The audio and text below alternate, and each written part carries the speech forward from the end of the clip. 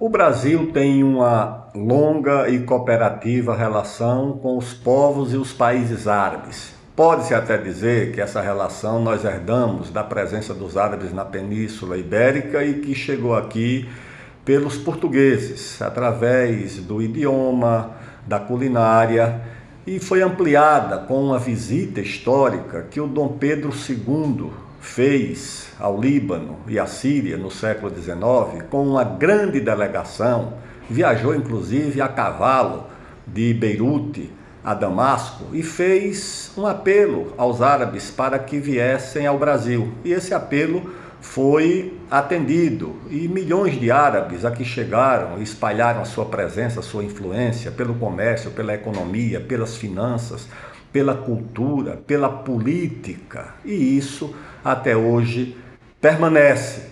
O Brasil, no período da crise do petróleo, no governo do presidente Geisel, também contou com a cooperação e com a ajuda dos árabes para enfrentar um período de dificuldade e de escassez.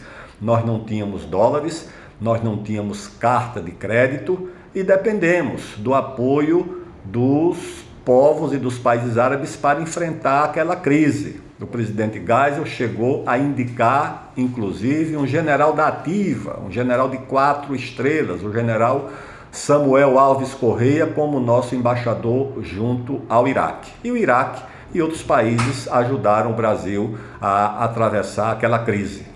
O presidente Jânio Quadros, num governo que durou apenas 6 meses, foi ao Egito, foi ao Cairo, e conseguiu lá, junto ao presidente Nasser, um grupo de intelectuais que aqui criaram o curso de árabe na USP. E o presidente Lula conseguiu também, numa visita, ampliar muito o comércio do Brasil com os países árabes. Pois isso tudo hoje está sob risco por declarações e medidas anunciadas pelo governo brasileiro que constitui hostilidade, constitui quase que afronta a essa relação histórica do Brasil com o mundo árabe.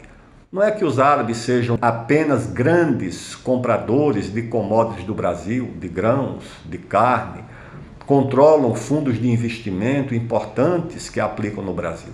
Não é só por isso, é porque o Brasil não tem necessidade de praticar uma política de confronto, uma política de hostilidade com parceiros e aliados que são, de fato, amigos do Brasil. Nem a nossa relação com Israel precisa disso. O Brasil tem boas relações com Israel. Israel nunca nos pediu a transferência de Tel Aviv para Jerusalém. Eu acho que isso é mais uma opção do governo brasileiro, uma opção ideológica errada, o tal conflito de civilizações no que acredita uma parte do Itamaraty, o nosso chanceler. Eu acho que isso, de fato, para o Brasil não é uma coisa boa.